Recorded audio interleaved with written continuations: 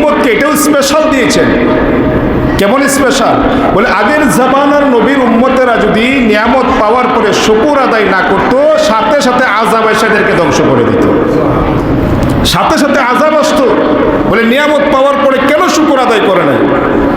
আবার যদি নিয়ামতের শুকর আদায় করতো, আল্লাহ তাআলা সাথে সাথে তার নিয়ামত সে পেয়ে যেত। সুবহানাল্লাহ।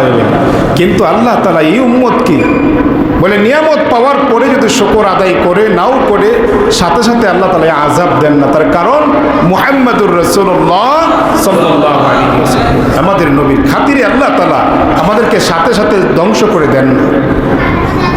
আমার ভাইয়েরা, হযরত মুসা আলাইহিস সালাতু ওয়াস সালাম তুর পাহাড়ে যেয়ে আল্লাহর সঙ্গে কথা বলতেন।